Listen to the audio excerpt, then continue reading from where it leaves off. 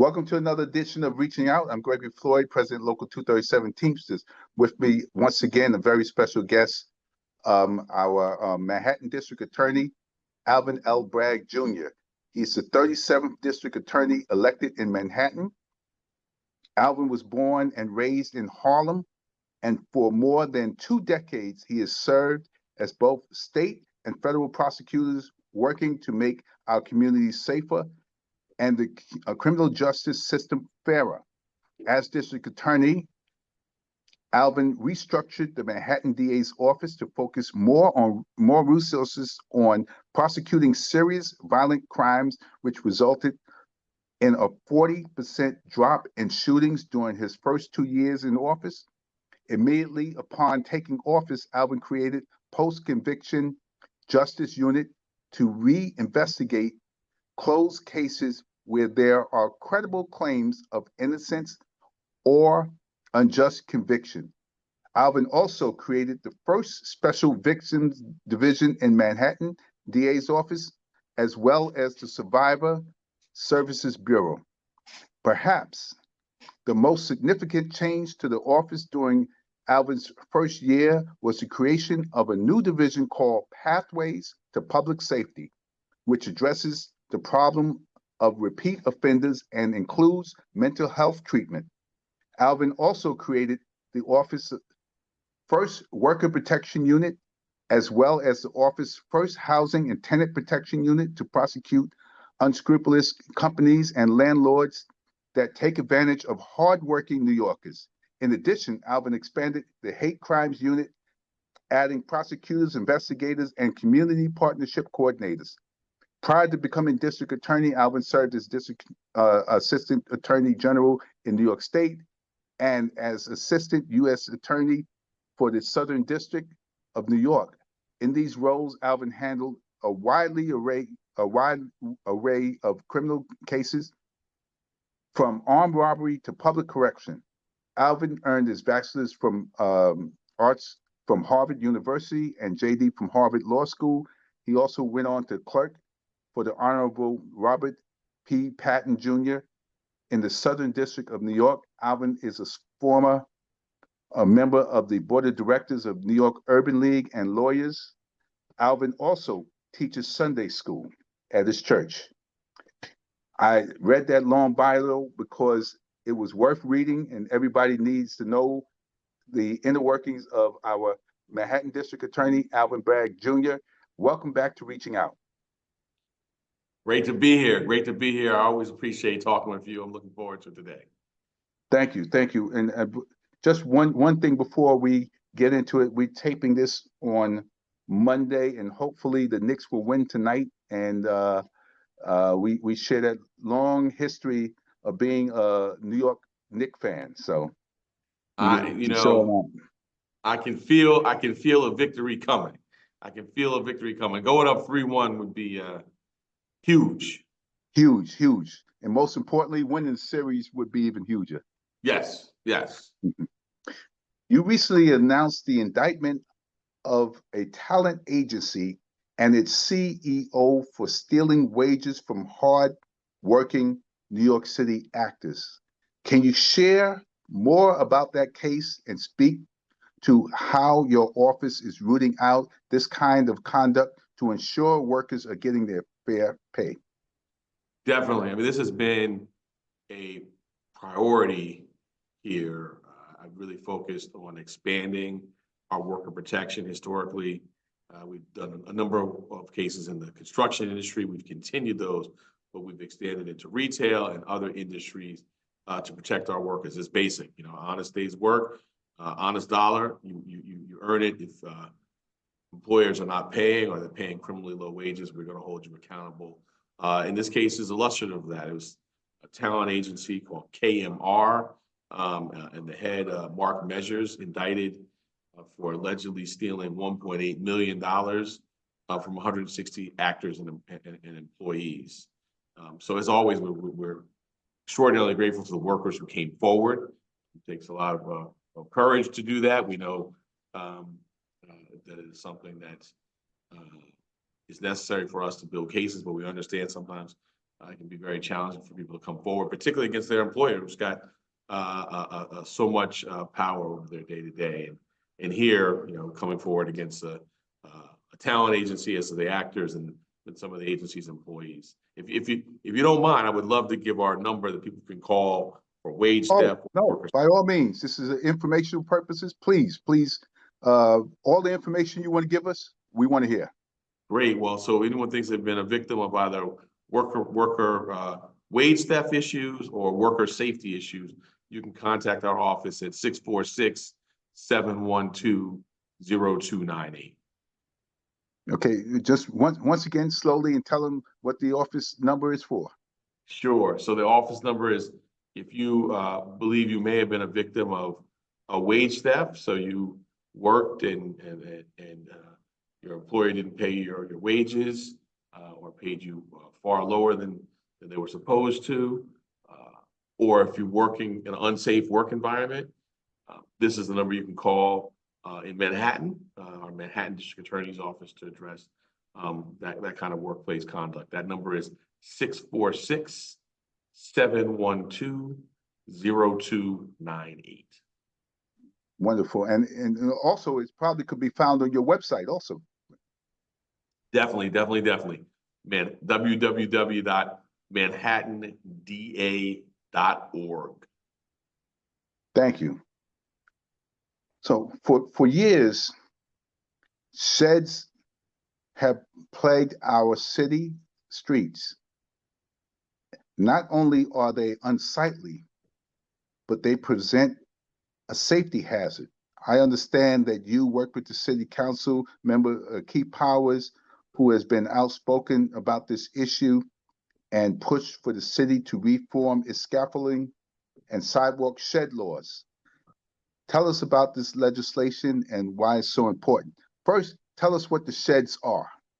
Definitely. Well, look, anyone who's, you and I were talking, we've been in New Yorkers a long time. We're talking about the Knicks. Yes. The sheds are these, you walk around, I think we call them scaffolding, by other names, but scaffolding, sheds that are put up. And we all know, we can all think of a building. We're like, that scaffolding has been there longer than I can remember. It's been there 5-10 years. What's going on? Keith Powers and the city council came together and said, look, we've got to address this issue. As you said, from my perspective, it's not just unsightly. We've had investigations where the scaffolding was blocking a camera that could have helped us, with the case.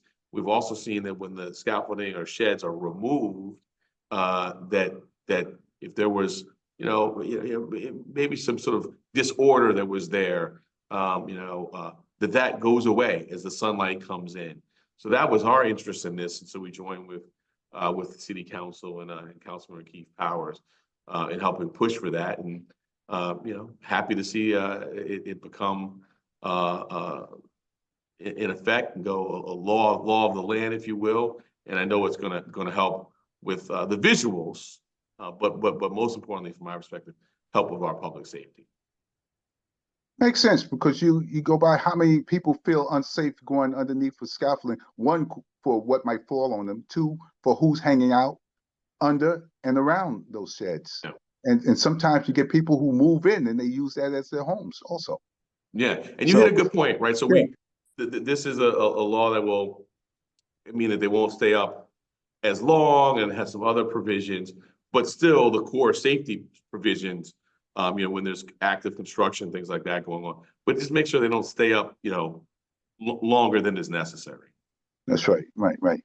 And then there's a cost to it too, especially in the New York City Housing Authority. I often wonder why they stay up for years and they pay monthly fees on all of those sheds. That's money being thrown away. So it's get the work done, get them down, because they don't stay up there for free. That could have been our slogan: get the work done, get them down. Get them down. That would have been a good one. It's yours. You can still use it. It's yours. So last month was Sexual Violence Awareness Month, and you announced some notable cases. Can you talk more about these cases and how your office is supporting survivors?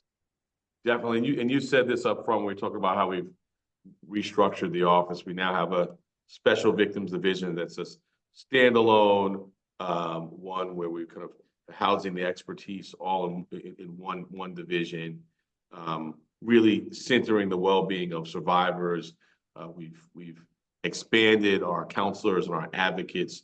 Our Survivor Services Bureau, the ones that provide counseling and other services to victims and witnesses. And that has been so key. The specific cases, and it wasn't, you know, just these are heartbreaking, matters. We indicted an attorney on a 116 count indictment for alleged predatory sexual assault of 6 women in his apartment. When we announced that, we made a call for other survivors to come forward. Again, noting the advocates and counselors we have in the office, the evidence, suggests that there may be other survivors, and so we want to again sort of renew that. And there were other cases. There was a conviction at trial, rape in the 3rd degree for someone who raped someone in his West Village apartment. So these are challenging cases, ones that we have real significant deep expertise in, both our lawyers in building and trying the cases, but also our advocates and our counselors in supporting the survivors through the entire process. And I should add, these services are free of charge, and they're without regard to whether your case goes forward. So we're here to assist. And again, you mentioned the website. There's more information on how people can get in touch with us on manhattanda.org. Now that's important. That's an important piece of information you just gave. Whether your case goes forward or not, there's still services available if you're a victim of sexual violence. Yes, that's important. And even more broadly than that, we've got the, if you're the victim of, gun violence, an assault, our counselors and advocates are here and available, truly expert and trained in addressing trauma whenever I'm with them, which is often when we're talking to victims or we're out in the community talking about the services. You can sort of feel their expertise, and so they are here for people every step of the way. I will say one thing that I'm particularly proud of here in Manhattan during my time, we've expanded their capacity and given them real primacy, such that our emergency services are up 250%. So the amount of services that we're providing, and that's an initial, often crisis period, up 250%. So I'm very proud of that group and the work that they do. That means that people are really using this component of your office. Yes, and it's one of the reasons I'm so grateful to talk to people like yourself and be out in front of your listeners so they know we're here, right? We want people to know we're here to help. And so I'm grateful to you for the opportunity to talk about this work. Yeah.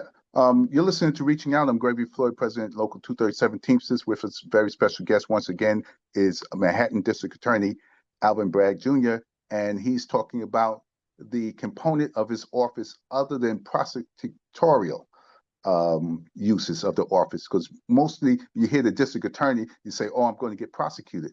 But what he's saying is the district attorney has a multitude of services available to help the individuals. So what are some of the other components of your office that you have besides the gun violence and sexual violence that can help the Manhattan residents that we don't know about? So we have, people think of us being downtown in the courthouse. That is true, but we also have a Harlem office on 125th Street. We have an office in Washington Heights, community offices. People can walk right in. Again, they each have an advocate or a counselor present. but also other community resources. They can, if someone comes into our office, we can let them know about other resources the government has to offer. In addition, sometimes people will come in and maybe something they don't necessarily always think about as a crime. People, for example, don't think about a wage theft issue as a crime all the time. But they talk about us. We have the unit we talked about earlier. We also have a new tenant protection unit. So someone will come in. Maybe they're going next door to another government office here about housing services, but they come into us and will say, no, this we will investigate. This may be a criminal matter. And then I also say, and this is, I think people think of this as something that we may not do, but we also are offering, particularly, I've been really made it a priority, gun violence. I had a number of gunpoint incidents myself as a child, and we've made great strides the last 3 years. Shootings are down about 45% in Manhattan. Homicides are down 20%, but we know there's a lot more work to do, particularly for our youth.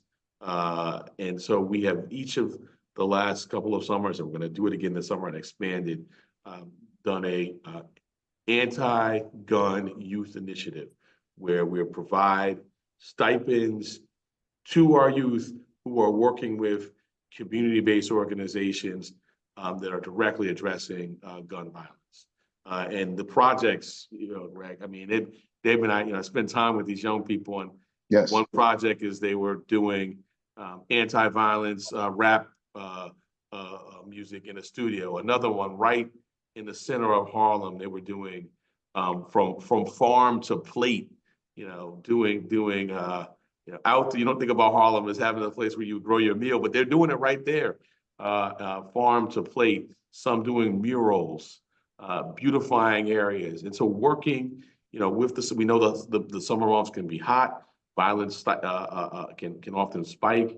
We want to have them doing things that are nurturing and also that are giving back to the community under the watchful eye. Some of these great mentors, it's not just us here in the office, but having people who are the mentors right there in the community helping them. So that's something else that we're doing that people may not know about. And I'll mention just one last thing. Yes. We're excited about this. We started this in August. We have a not-for-profit that we pay to be in our courtroom, so that when someone is arraigned, if they make bail or the reasonable recognizance, they leave. The group is called Fortune Society. Some may know it. They say, hey, what do you need? What do you need? Do you need food? What do you need? You need MetroCard? You need something? What do you need? And we're already starting to see the benefits of it. This is folks who may not come back to the next court date, right? History will show us, may not have a home to go to, and they said, "Oh, come back next Thursday for your court date." But with the support of Fortune, they get stabilized, and so it helps them, but it helps our public safety, because otherwise we would learn about them perhaps on the next arrest.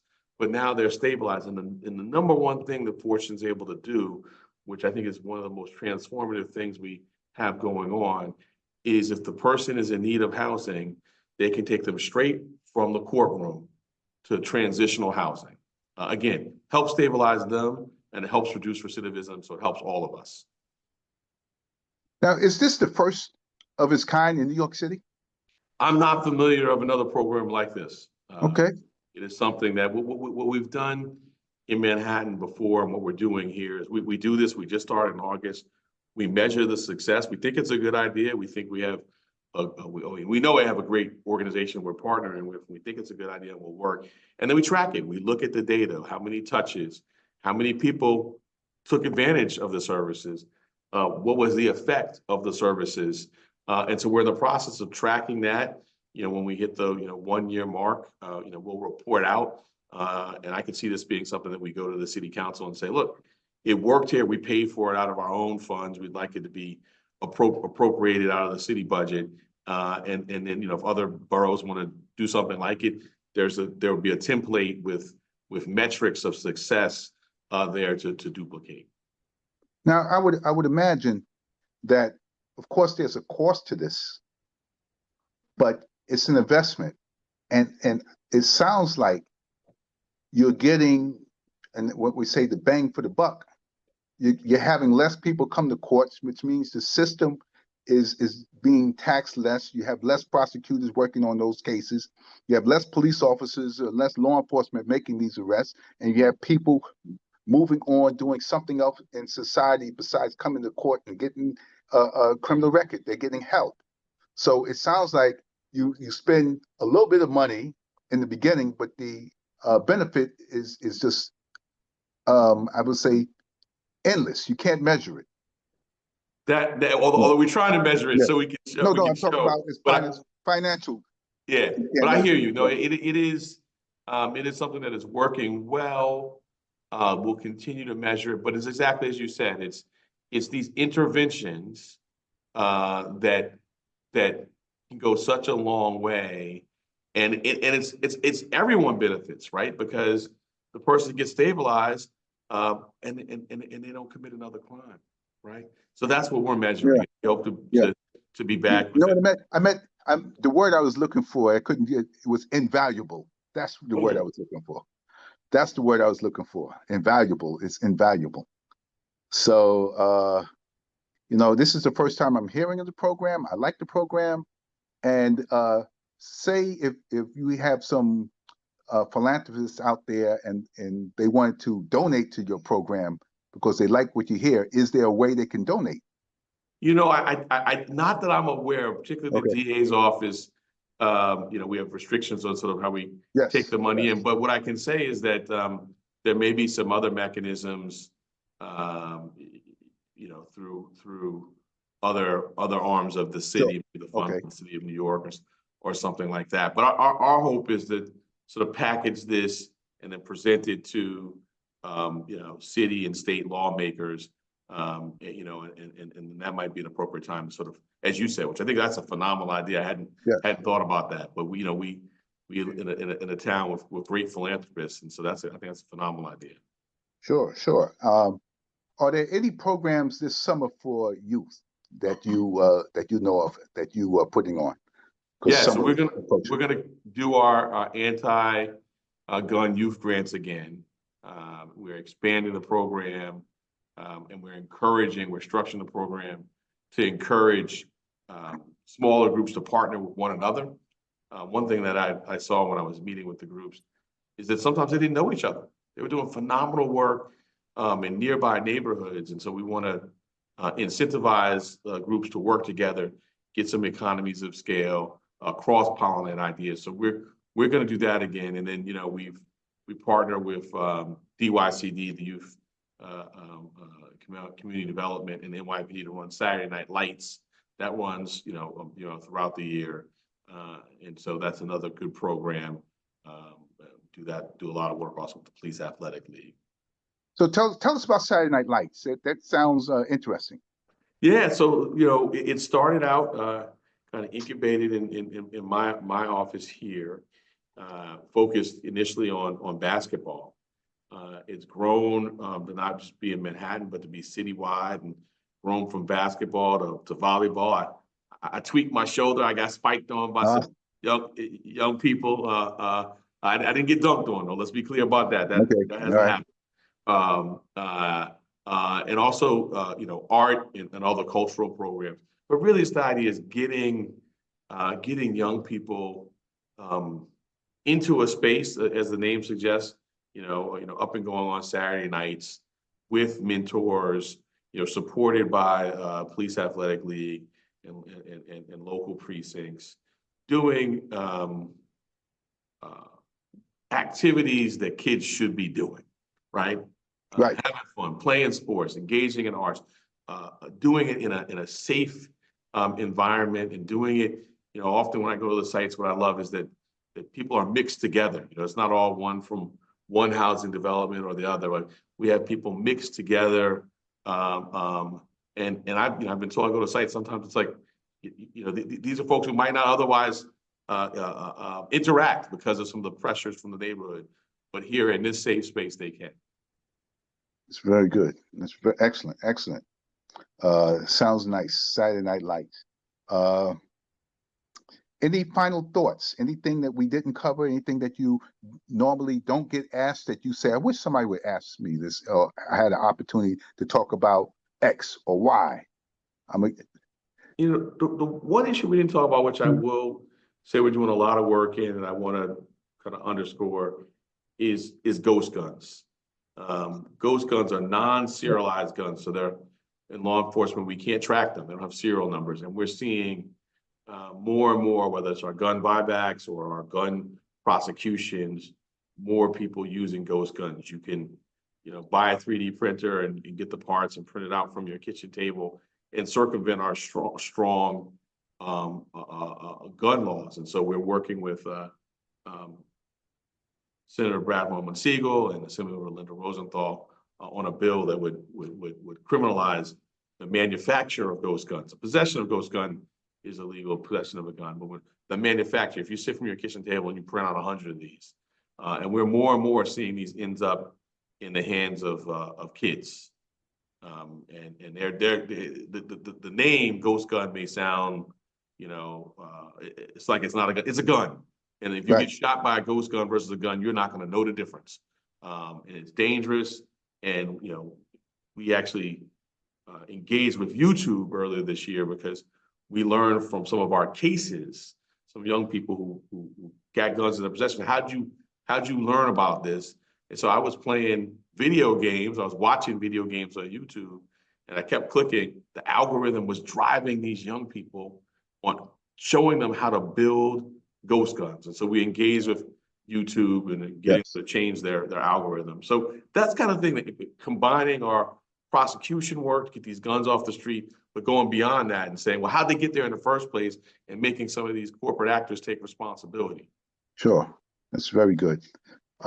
Unfortunately, that's all the time we have for this edition of Reaching Out. You're welcome to come back anytime. Anytime you want to give a message, you're welcome to come back. You don't have to wait for an invitation. You can just call up and we'll put you on, because we always like to hear what the Manhattan District Attorney Alvin Bragg has to say. So you have a standing invitation, and thank you very much for coming back on and Reaching Out. Thank you so much. I'll definitely take you up on that. I appreciate it. Great talking with you. Great and talking. Go Knicks tonight. Go Knicks tonight. We're going to get that win. Go Knicks. You've been listening to Reaching Out. I'm Gregory Floyd, President Local 237, and very special guest, Manhattan District Attorney Alvin Bragg Jr. Thank you very much.